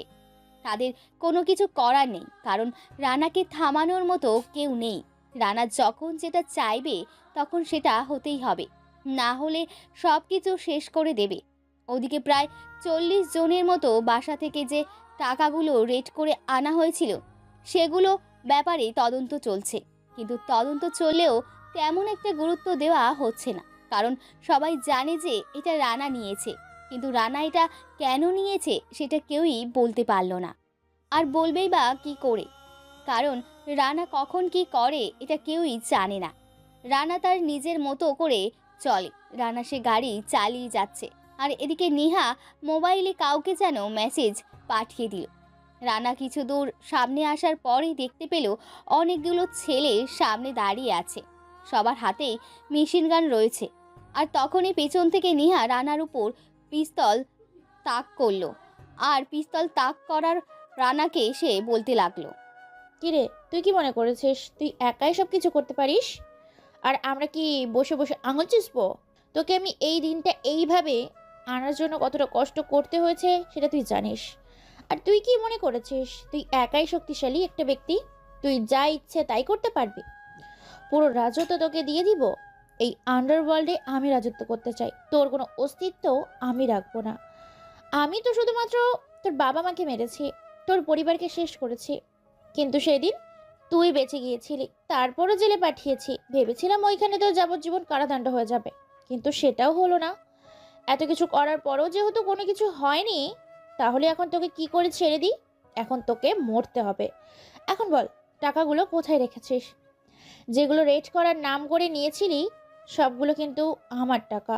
আমার টাকাগুলো আমাকে ফেরত দিয়ে দে। তো তোমাকে কি পাগল মনে হয় যে আমি তোমার টাকা ফিরিয়ে দিব? এতগুলো টাকা নয়, এগুলো জনগণের টাকা। আমি জনগণের টাকা জনগণকে ফিরিয়ে দিব। আর তুই এতটা নিকৃষ্ট একটা মানুষ যেটা আর বলাই লাগে না। তোর হাতে যদি আন্ডারওয়ার্ল্ডের দায়িত্ব পড়ে যায়, তাহলে এই পুরো আন্ডারওয়ার্ল্ডের মানুষই কোনো অস্বস্তিতে থাকবে না, সবগুলো অমানুষ হয়ে যাবে। দেশের অবস্থা কী হবে সেটা তো একমাত্র আমিই জানি। তুই আমার জায়গায় কখনোই নিতে পারবি না। এটা তুই যা ইচ্ছে করতে পারিস। আমি তোকে এখনো ভালোভাবে বলছি, তুই টাকাগুলো ফেরত দে। অনেকগুলো টাকা ওইখানে, 1 থেকে 2 টাকার খেলা নয়, এখানে কোটি কোটি টাকার খেলা। তুই আমার টাকা আমাকে ফিরিয়ে দে, আর না হলে কিন্তু অবস্থা কি হবে এটা তুই এখনো চিন্তা করতেও পারিস না। তুই মানুষকে এতটা নৃশংসভাবে হত্যা করছিস, এখন তুই নিজেও এইভাবেই মরবি। আমি তোকে এইভাবেই মারবো, তোর স্টাইলে মারবো। তোর কি মনে হয় আমি তোকে চিনতে পারিনি? যদি আমি তোকে নাই চিনতে পারতাম, তাহলে আমি তোকে আমার গাড়িতে তুললাম। তোর মনে হয় এটা আমার সামনে পেছনের সব দিকে ঘিরে ফেলবে? কি তোরা আমাকে মেরে ফেলতে পারবি? এই রানা যদি না চায়, আমাকে মারার সাহস একমাত্র আল্লাহ ছাড়া কারো নেই। সাহস আছে কি নেই সেটা এখনো বুঝতে পারবি। সোজা গাড়ি চালিয়ে যাবি, কোনো চালাকি করার চেষ্টাও করবি না। যদি চালাকি করার চেষ্টা করিস তাহলেই তো বুঝতে পারছিস কি করব। সরাসরি গাড়ি চালা। রানা গাড়ি চালাতে লাগলো, আর গাড়িটা এমনভাবে চালাতে শুরু করলো যে নিহা কোনোভাবেই পিস্তলটা ভালোভাবে রাখতে পারলো না। নিহা সে সিটের মধ্যেই ভালোভাবে বসতে পারছে না, এদিক থেকে ওদিকে যাচ্ছে। আর গাড়িটা চালাতে চালাতে একটা জায়গায় এসে থামলো, আর রানা গাড়ি থেকে নেমে পড়লো। আর গাড়ি থেকে নেমে পড়ার পরেই চারিদিক থেকে সবাই তাকে ঘিরে ফেললো। আর ঘিরে ফেলার পর নিহা গাড়ি থেকে নামলো, আর গাড়ি থেকে নামার পরে নেহা একটা হকি স্টিক দিয়ে রানার পায়ে বাড়ি মারে। আর মারার পরে রানা সেখানেই দাঁড়িয়ে থাকে। আর তখনই নেহা আবারও বলতে থাকে, বল, টাকাগুলো কোথায় রেখেছিস? আর আন্ডারওয়ার্ল্ডে আমার দিবি কি না? আন্ডারওয়ার্ল্ড ভালো ভালোই বলছি। আন্ডারওয়ার্ল্ড এর সমস্ত দায়িত্ব আমাকে দিয়ে দে। তুই এটা থেকে রিজাইন কর, আমি দেশে বিদেশে আমার চক্র ছড়িয়ে দিব। এত সাহস যে আমার জায়গাটা নিয়ে তুই আমার জায়গা থেকে সমস্ত কিছু নিয়ন্ত্রণ করবি? এত কিছু তোকে করতে দিব আমি? আমার পুরো ফ্যামিলিতে তুই মেরেছিস, তোকে কি আমি এমনি এমনি ছেড়ে দিব? আরে আমার হচ্ছে ফ্যামিলিগত আন্ডারওয়ার্ল্ডের রাজত্ব করে আসছি। আমার বাবার রাজত্ব করেছে আমার বড় ভাই, রাজত্ব করেছে এখন আমি এর রাজত্ব করছি, বুঝতে পারছিস? পুরো রক্ত শরীরে বইছে। রানা পিস্তল নিয়ে চারিদিক থেকে গুলি করতে থাকে। আর চারিদিকে গুলি করার সময় সবাই কিছুটা দূরে গিয়ে রানাকেও গুলি করতে থাকে। আর এভাবে অনেকক্ষণ গোলাগুলি চলার সময় দেখতে পেল যে ওরা কোনোভাবে রানার সঙ্গে পারছে না, কারণ রানা একাই সবাইকে মেরে চলেছে। আর হঠাৎ করেই নেহা চিৎকার দিয়ে উঠল। আর নেহা চিৎকার দেওয়াতে রানা কিছুটা থেমে গেল। থেমে যাওয়ার পরেই হঠাৎ করে দেখতে পেল যে সেখানে সিমরান। এই অবস্থায় দেখে রানা অবাক হয়ে গেল, কারণ হঠাৎ করে সে এখানে কিভাবে আসলো, ওরা তাকে কিভাবে চিনতে পারলো। তারপর নিহা সিমরানকে নিয়ে এগিয়ে আসে। সিমরান অনেক ভয় পেয়ে আছে। সিমরানের বোরকা ছিঁড়ে ফেলেছে এটা দেখার পরে রানার রাগে ফুসফুস করছে। আর তখনই নিহা রানার কাছে বলতে লাগলো, দেখ আমি কত বড় বোকা যে আমি এত বড় ভুল করতে গেলাম। এর নাম হচ্ছে সিমরান। তুই তো ভালোভাবে চিনিস, কারণ তোর তো পড়ানের পড়ান। তুই তো তাকে ছেড়ে একদমই চলতে পারিস না। তোর জীবন সঙ্গিনী দেখ মেয়েটা কত কষ্ট পাচ্ছে। মেয়েটাকে অনেক ধার্মিক রে। মেয়েটাকে এসবের মধ্যে কখনোই আসতে চায় না। শুধু শুধু কেন মেয়েটাকে কষ্ট দিচ্ছিস?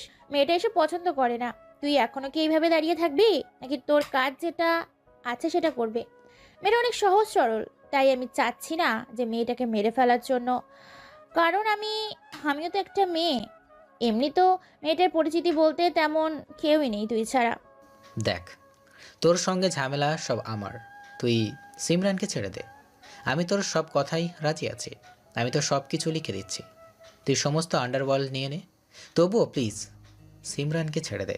ওর কোনো দোষ নেই, ও এটা নিষ্পাপ। আপনি প্লিজ এরকমটা বলবেন না। ওরা আমার মা বাবাকে মেরে ফেলেছে। আমার বাবা ছিল সরকারি চাকরিজীবী। আমার বাবাকে দিয়ে অপকর্ম করাতে চেয়েছিল, কিন্তু আমার বাবা সেটাতে রাজি হয়নি। আর সেই জন্য ওরা আমার বাবা মাকে আমার নিজের চোখের সামনে মেরে ফেলেছে। আমি সেই দিন পালিয়ে গিয়েছিলাম, তার জন্য বেঁচে গিয়েছি। আপনি প্লিজ ওদেরকে ছাড়বেন না আমার জন্য। প্লিজ এমনটা করবেন না। আপনি আপনার কাজ করুন, ওদেরকে শেষ করে দিন। ওরা বেঁচে থাকলে এই মানুষগুলো জাহান্নামে পরিণত হয়ে যাবে। ক্ষুদ্রতম স্বার্থের জন্য বৃহত্তম স্বার্থ ত্যাগ করবেন না। আমি হচ্ছি আপনার ক্ষুদ্রতম স্বার্থ। আর এই দেশের মানুষ সব কিছু কিন্তু বৃহত্তম স্বার্থ। প্লিজ। আমি তোমাকে সত্যিই মন থেকে ভালোবাসি। তোমার জন্য আমি সব কিছু করতে পারি। আমি শুধুমাত্র তোমার জন্য আমি সব কিছু ছেড়ে দিয়েছি নেহা। তোর যা কিছু প্রয়োজন তুই সব কিছু নিয়ে যা, তবুও প্লিজ ওর কোনো ক্ষতি করিস না। তখনই রানা এগিয়ে যায়। আর রানা এগিয়ে যাওয়ার পরে সিমরানের হাত শক্ত করে ধরল। আর সিমরানের হাত শক্ত করে ধরে ফেলার পরে সিমরান এক দৃষ্টিতে তার দিকে তাকিয়ে আছে। একটা মানুষ কতটা ভালোবাসলে এত কিছু ছেড়ে দিয়ে শুধুমাত্র তার হাত ধরতে পারে। সিমরান অবাক হয়ে তাকিয়ে আছে। সিমরান ভাবছে মানুষটা তাকে এতটা ভালোবাসে, ঠিক এমন একটা মানুষ যে এতদিন খুঁজেছিল অবশেষে বিধাতা তার কপালে মিলিয়ে দিয়েছে। এটা ভেবে সিমরানের অন্যরকম ভালো লাগছে। সিমরানও ভালোবাসতে শুরু করে দিয়েছে। এদিকে সবাই রানাকে নিয়ে ট্রোল করা শুরু করে দিয়েছে, আর রানাকে নিয়ে হাসাহাসি করা শুরু করে দিয়েছে। কিন্তু রানা চুপচাপ আছে। রানা চুপচাপ হেঁটে যাচ্ছে। রানার প্রশ্ন হলো, তারা সিমরানের খোঁজ কিভাবে পেল? সিমরানের খোঁজ কেউ পাওয়ার কথা নয়। রানা মনে মনে একটু চিন্তা করে সেখান থেকে চলে আসে। রানা সিমরানকে তার আস্তানায় নিয়ে আসে, আর আস্তানায় নিয়ে এসে একটা চেয়ারে বসে থাকে। সিমরান কিছুক্ষণ পরেই তার সামনে আসে। আর সামনে আসার পরে সিমরান তার নিজের হিজাবটা খুলে ফেলল। আর হিজাব খুলে ফেলার পরে রানার সামনে আসে। রানা সিমরানের দিকে এক দৃষ্টিতে তাকিয়ে আছে। সিমরান অনেক সুন্দর, আর এটাই রানা উপভোগ করেছে। রানা সিমরানের দিকে এক দৃষ্টিতে তাকিয়ে আছে। আর তখনই সিমরান বলতে লাগলো, আপনি আমার জন্য এত কিছু কেন করতে গেলেন? ওরা আপনাকে নিয়ে কিভাবে ট্রোল করছে সেটা কি ভেবে দেখেছেন? এখন আপনি জানেন ওরা কি করবে? ওরা আড্ডার পাল্টে দিয়ে সমস্ত কিছু পালন করে দেবে।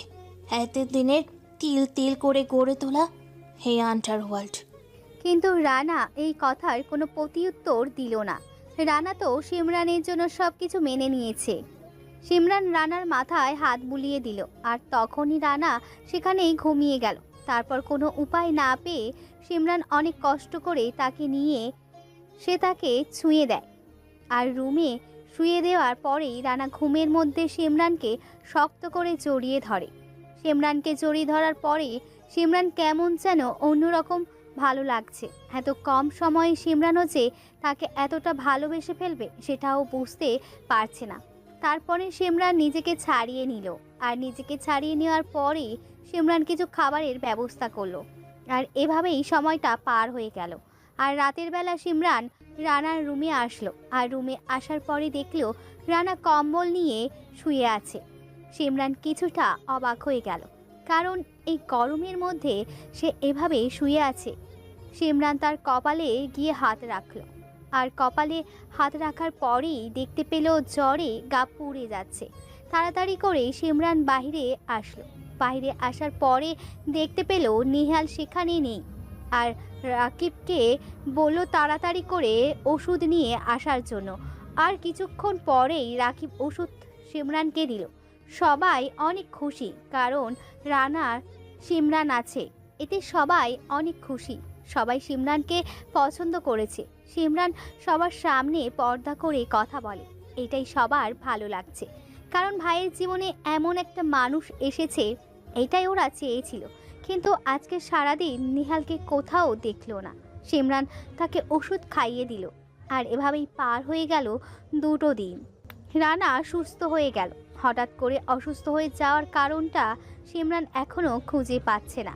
হয়তো ডিপ্রেশনের কারণে এমনটা হয়ে গেছে, কারণ তার ভিতরে কতটা আগুন জ্বলছে এটা তার কাছ থেকেই জানা যাবে। রানা সম্পূর্ণ এখন সুস্থ। ব্যালকনিতে বসে আছে, আর পাশে সিমরান দাঁড়িয়ে আছে, আর সিমরান তার পাশে। আর তখন রানা সিমরানকে বলতে লাগলো, তুমি এই 2 দিন এইখানে ছিলে, মান সম্মান চলে যাওয়ার আগেই তুমি তোমার বাসায় চলে যাও, না হলে লোকে তোমাকেই খারাপ বলবে। আমি চাই না তোমাকে কেউ কোনো কথা বলুক। এসব কথার মানে কি? আমি তোমার এখানে কেন আছি তুমি বোঝো না? আমাকে কে কি বললো না বললো সেটা আমার দেখার বিষয় নয়। তুমি কেন আমাকে তাহলে নিজে থেকে ভালোবাসতে গেলে? আমি তো নিজের থেকে যাইনি। দেখো, আমি এখন বিয়ে করতে পারবো না, আমি সব কিছু বুঝতে পারছি, কিন্তু এখন বিয়ে করলে কি হবে ভেবে দেখেছো? আমার এখনও অনেক কাজ করার বাকি আছে। আমি তোমার কাছে থেকে অন্য কোনো কথা শুনতে চাই না। আমি তোমাকে আজকে আমার নিজের করে পেতে চাই।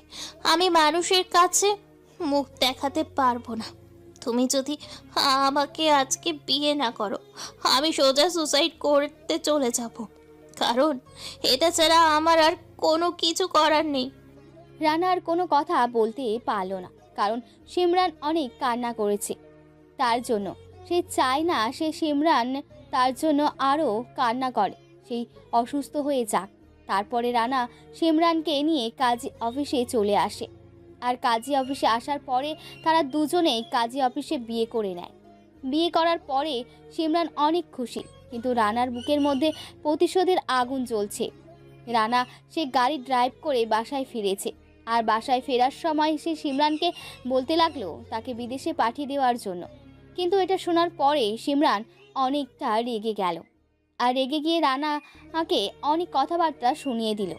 আর এসব কথাবার্তা শুনে রানা মুচকি মুচকি হাসছে, আর এটা দেখে সিমরান আরও বেশি রেগে গেল। তারপরে ঠান্ডা মাথায় বুঝিয়ে বলল তার এই দেশে থাকা একদম নিরাপদ নয়, তাকে অন্য কোনো দেশে পাঠিয়ে দেবে। যখন সব কিছু স্বাভাবিক হয়ে যাবে তখন আবার সে দেশে ফিরে আসবে। এটা শোনার পরে সিমরান কোনোভাবেই রানাকে ছেড়ে যেতে চাইছে না, কিন্তু এটা তো করতে হবে, না হলে ওরা আর আমার সঙ্গে না পেরে ওরা সিমরানের কোনো ক্ষতি করতে পারে। আর রানা এটারই সবচেয়ে বেশি ভয় পায়। রানা গাড়ি চালিয়ে বাসায় চলে আসে। আগে বাসাটা একা পড়ে থাকতো, কিন্তু এখন তার মানুষ হয়েছে। কিন্তু সেই মানুষটা কালকে চলে যাবে বিদেশে, তাকে ছাড়া থাকতে হবে, এটার কষ্ট একমাত্র রানাই বুঝতে পারছে। রানা খুব ভালো করে বুঝতে পারছে যে সিমরান অনেক কষ্ট হবে, তাই আজকে মেয়েটাকে আর কোনো কথা বলা যাবে না, কারণ মেয়েটা তাকে তার জীবনের চেয়েও অনেক বেশি ভালোবাসে। রানা বাসায় এসে ফ্রেশ হয়ে নেয়। প্রায় সবার পরে সে ল্যাপটপ নিয়ে কাজ করতে বসে।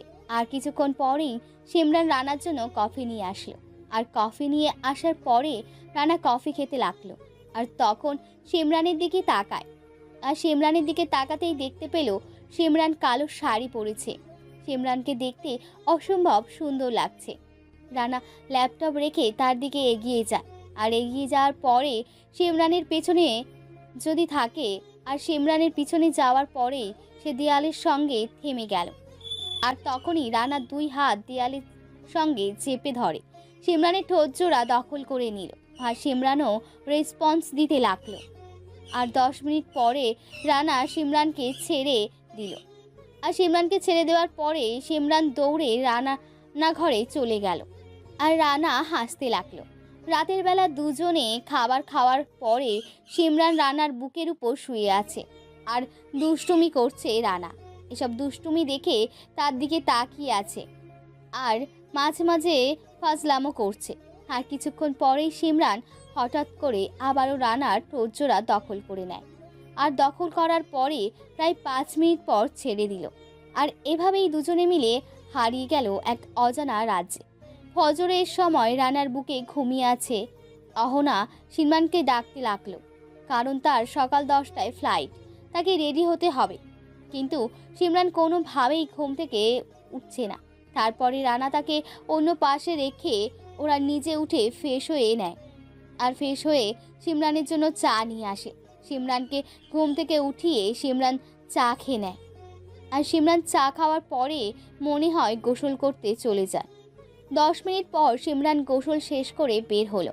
আর গোসল শেষ করে বের হওয়ার পরেই সিমরান মনটা খারাপ। সিমরানকে রেডি হতে বলল রানা, আর রানাও রেডি হয়ে নিল। তারপর দুজনে মিলে নাস্তা করে বের হয়ে পড়ল। আর রানা গাড়ি চালিয়ে যাচ্ছে। সিমরান কান্না করছে। রানার এক হাত ধরে আর হঠাৎ করেই পেছন থেকে গুলি করতে লাগলো। তাড়াতাড়ি করে গাড়ি চালাতে লাগলো, কারণ এখন সিমরান সঙ্গে আছে, কোনোভাবেই কোনো কিছু করা যাবে না। এটা ভেবেই রানা কোনো কিছু করলো না। রানা এয়ারপোর্টের সামনে চলে আসলো। আর এয়ারপোর্টে এসে রানা সিমরানকে ভেতরে যেতে বলল, কিন্তু সিমরান তাকে ছেড়ে যেতে চাইছে না। তখন রানা বলতে লাগলো, বিড়ালের মতো 100 বছর বেঁচে থেকে কোনো লাভ নাই। সিংহের মতো 1 ঘন্টা হলেও বাঁচতে চাই। আমি খুশি তোমার হাজবেন্ড আগে যেমন বীর পুরুষ ছিল, এখনও বীর পুরুষই থাকবে। বিড়ালের মতো কখনো বাঁচতে শিখিনি, মাথা উঁচু করে বাঁচতে শিখেছি। ব্যাংককে তোমাকে 2টা মেয়ে রিসিভ করবে।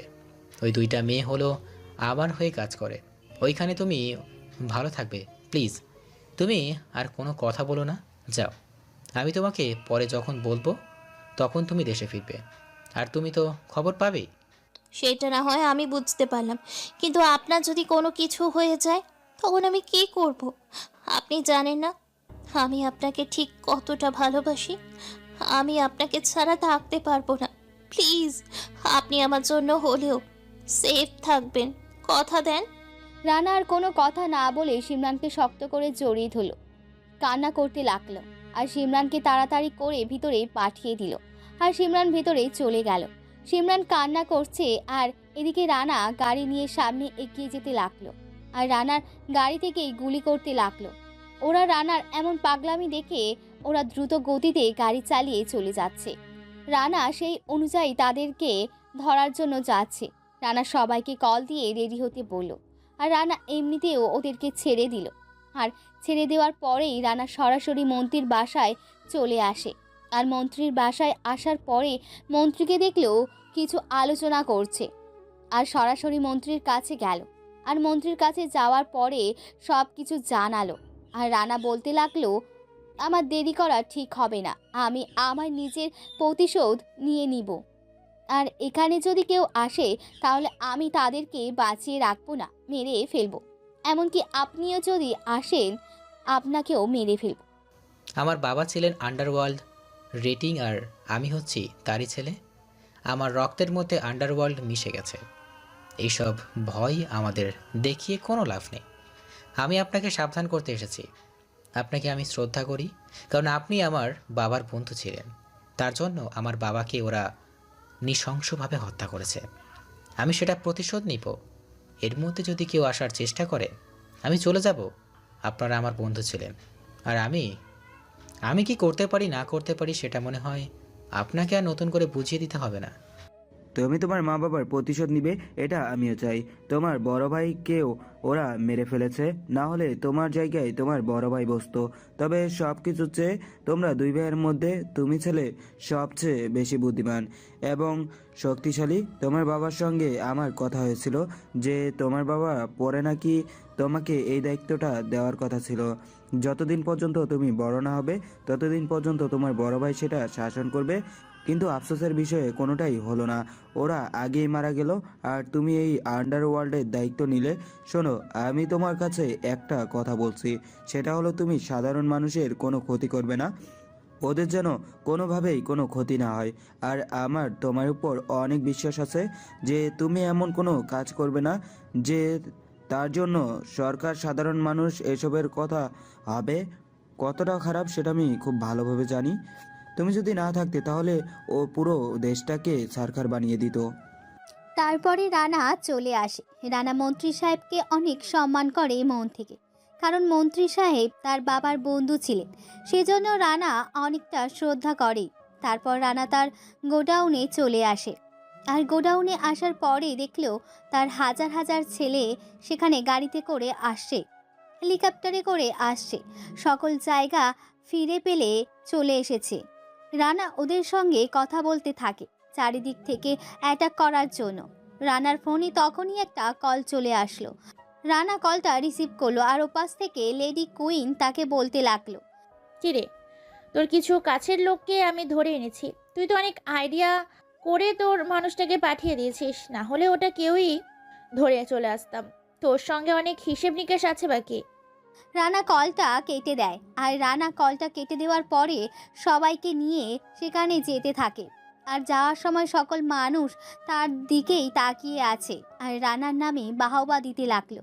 রানা হেলিকপ্টারে করে যাচ্ছে, আর কিছুক্ষণ পরে হেলিকপ্টার সেই জায়গায় চলে আসলো আর হেলিকপ্টার থেকে নামলো। আর রানা সেখানে থেকে নামার পরে সবাইকে বুঝিয়ে দিল আশেপাশে থাকার জন্য। ওরা যেন কোনোভাবেই বুঝতে না পারে যে রানা সবাইকে নিয়ে এসেছে। রানা ভিতরে প্রবেশ করলো, আর ভিতরে প্রবেশ করার পরেই দেখতে পেল লেডি কুইন, ডেভিল কিং এবং আরও কিছু বেঈমানদেরকে, যারা বেঈমানি করে তাকে এতটা ক্ষতি করেছে। তখন নেহা তাকে বলতে লাগলো, তোকে মারার এত চেষ্টা করলাম, এত কিছু করলাম, তারপরও তোর মৃত্যু হলো না। কিন্তু আজকে আর তোর রক্ষা নেই। আজকে তোকে মেরে ফেলবো। তুই তো অনেক ক্ষমতাবান, তাই না? তা তোর অ্যাকাউন্ট একটু চেক করে দেখবি? এনে ল্যাপটপ। রানা ল্যাপটপ নিয়ে তার অ্যাকাউন্ট চেক করতে লাগলো, কিন্তু রানা অ্যাকাউন্ট চেক করার পরে কোনো কথা বলতে পারছে না, কারণ তার টাকাগুলো কে যেন নিয়ে গেছে। তারা না এটা দেখে অনেকটাই চিন্তায় পড়ে গেল, কিন্তু তার প্রশ্ন হচ্ছে এসব কিছু কে করেছে। তার এসব তো কিছু কাছের মানুষ ছাড়া আর কেউ জানে না। রানা চুপ করে আছে দেখে ডেভিল কিং আবার বলতে লাগলো, কি অনেকটা ভয় পেয়ে গেলে মনে হচ্ছে। শোনো, শুধু এটাই নয়, তোর যত জায়গায় আছে সব জায়গায় আমি আমাদের লোক পাঠিয়ে দিয়েছি। আমার লোকেরা এত লোকদেরকে মেরে ফেলেছে অলরেডি, তোকে আন্ডারওয়ার্ল্ড থেকে পুরো সরিয়ে দেবে। রানা কোনো কথা বলল না। রানা ওদেরকে মারতে লাগলো আর ওরাও রানাকে মারতে আসলো, কিন্তু হঠাৎ করেই রানার মাথার মধ্যে কেউ যেন আঘাত করলো। রানা মাটিতে পড়ে যায়, আর মাটিতে পড়ে যাওয়ার পরেই রানা পিছনে ফেরে দেখতে পায় সেখানে নিহাল দাঁড়িয়ে আছে আর হাতের মধ্যে একটা হকি স্টিক। রানা এটা দেখে কোনো কথা বলতে পারছে না। রানা রব দৃষ্টিতে তাকিয়ে আছে, কারণ নিহালকে তার নিজের ভাই মনে করেছিল। আর তখন নিহাল রানাকে বলতে লাগলো, ভাই, আপনার কি কষ্ট হচ্ছে? ঠিক এমন একটা কষ্ট আমার হয়েছিল। আমি আপনাকে বলেছিলাম যে আমাকে সমস্ত কিছু দায়িত্ব দেওয়ার জন্য, কিন্তু আপনি আমাকে কোনো কিচ্ছু দেননি। আমি কখনো নিজের মতো করে চলতে পারিনি, সবসময় আপনার অর্ডার পালন করেছি। কিন্তু এসব আর কতদিন? আমরা অত রাজত্ব করতে মন চাই, তাই না? আপনার সঙ্গে থাকলে আমি কখনো রাজত্ব করতে পারতাম না, তার জন্যই তো আমি এমনটা পারছি। আর আপনার সব কিছু তথ্য এনে আমি তাকে দিয়েছি, তবে আমি এমনটা কাজ ভোগ করতে পারিনি, কারণ আমি অনেক চেষ্টা করেছি। যদি সেটা পারতাম তাহলে অনেক ভালো হতো। মন আগে তাদের হাতে তুলে দিতাম, পারলে আমার মনটা শান্তি হতো, কারণ মেয়েটা ওরা চিরে চিরে খেত। আমাকে মারার জন্য তোরা সবাই এক হয়ে গেলি, কিন্তু তোকে তো আমি আমার নিজের ভাই মনে করেছিলাম। তুই যেটা চেয়েছিস সেটাই আমি তোকে দিয়েছি, কোনো জিনিসটা তোর অপূর্ণতা রাখিনি। বল, তুই যদি এটাও চাইতি তোর আন্ডারওয়ার্ল্ড লাগবে, আমি তোকে স্বাচ্ছন্দ্যেই দিয়ে দিতাম। কিন্তু এত বড় বেইমানিটা কেন করতে গেলি তুই? তুই জানিস আমি বেইমানিকে একদম পছন্দ করি না।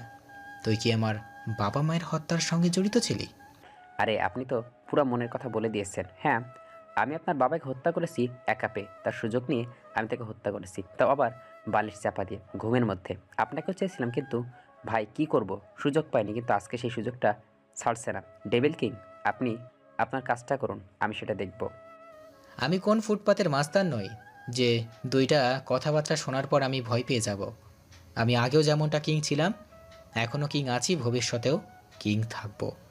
বিড়ালের মতো কখনো বাঁচতে চাই না রে, সিংহের মতো 1 ঘন্টা হলেও বাঁচতেই আমার হবে। কিন্তু 1 ঘন্টা তোদের জন্য অনেক খারাপ হয়ে যাবে।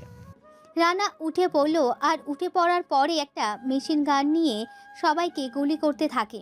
আর রানার এমন গুলি দেখে সবাই বড় ভয় পেয়ে গেল। আর সবাই বুঝতে পেরেছে রানা তার আগের রূপে ফিরে এসেছে। আর তখনই চারিদিক থেকে গোলাগুলির শব্দ ভেসে আসলো। রানা মাইক্রোফোনে বলে দিলেও সবাইকে গুলি করার জন্য, আর সবাই এসে অনুযায়ী করতে থাকে। আর এভাবেই অনেক গোলাগুলি চলার পরে ওরা অনেকেই মারা যায়। ওদের অনেকে মারা যাওয়ার পরে লেডি কুইন এবং ডেভিল কিং ওরা অনেকটা ভয় পেয়ে যায়। আর ভয় পেয়ে ওরাও পালাতে থাকে, কিন্তু রানা তাদেরকে ধরে ফেলে। আর ধরে ফেলার পরে লেডি কুইনকে মারতে থাকে। মারতে মারতে পুরো আধমরা করে ফেলে। আর আত্মা না বের করে ফেলার পরে লেডি কুইনের গলা কেটে দেয়। আর গলা কেটে দেওয়ার পরে লেডি কুইনকে অ্যাসিডের মধ্যে ফেলে দেয়। আর সেখানেই লেডি কুইনের দেহটা টকবক করে পড়ে থাকে আর রক্তে লাল হয়ে যায়। এটা ডেভিল কিং দেখার পরে সে অনেকটা ভয় পেয়ে যায়। আর রানা গিয়ে তাকেও মারতে থাকে।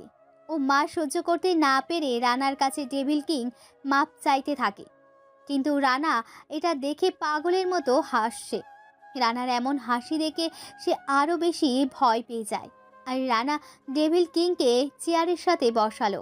আর বসানোর পর তার হাতের কিছু অংশ কেটে দেয়।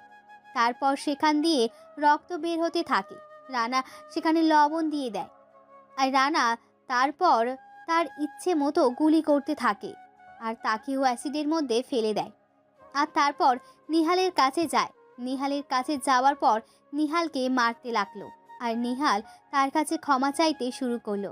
তারপর নিহালকে রানা বলতে লাগলো, তোকে এত কষ্ট দিয়ে মারবো না, তোকে এত কষ্ট দিয়ে মারবো, আমার কষ্ট হবে তোকে।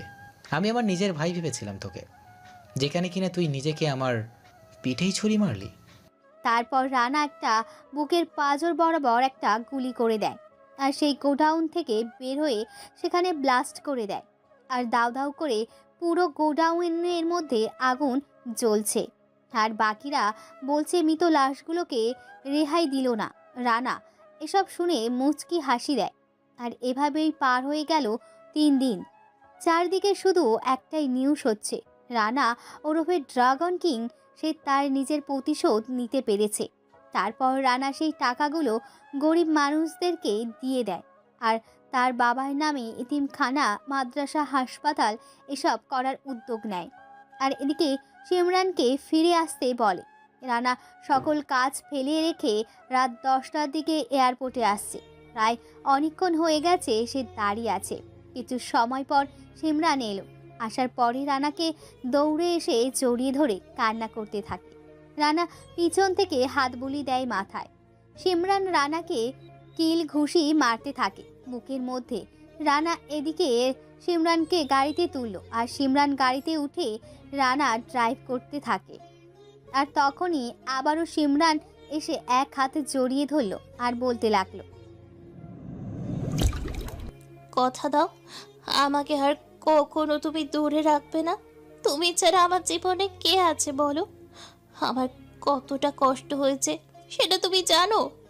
রানা একটা হাত শক্ত করে ধরলো আর সিমরান শক্ত করে ধরলো। আর কিছুক্ষণ পর বাসায় আসলো। আর বাসায় আসার পর ফ্রেশ হয়ে বাইরে থেকে খাবার নিয়ে আসলো রানা। আর দুজনেই খাবার খেয়ে নিল। খাবার খাওয়ার পর সিমরান নিউজ দেখছে। সাংবাদিক সম্মেলনে তার এই জামাইয়ের কথা শুনছে আর রানার সাথে ফাজলামো করছে। এক সময় বলল, আচ্ছা, তুমি সবার কথা বললে, সবার কষ্ট বুঝলে, সেটা আসলেই ভালো কথা। কিন্তু আমি তোমার বউ, আমার একটা স্বপ্ন পূরণ করবে না বলো? আমার একটা কিউট বাবাই অথবা আম্মু চাই, যে পুতুলটা আমাকে সারা দিন চালাবে। তাই নাকি গো? তাহলে তো এখনই তোমার ইচ্ছে পূরণ করতে হয়। এইসব নিউজ দেখলে হবে না। এখন আসো, কাছে আসো। রানা সিমরানকে জড়িয়ে ধরে তার ঠোঁটজোড়া দখল করে নিল আর সিমরান রেসপন্স করতে লাগলো। আর এভাবেই না হয় চলতে থাকুক এদের মিষ্টি ভালোবাসার গল্পটা। নতুন নতুন ভালোবাসার গল্প পেতে আমাদের চ্যানেলটি এখনই সাবস্ক্রাইব করে পাশে থাকবে আশা করি। ধন্যবাদ সবাইকে।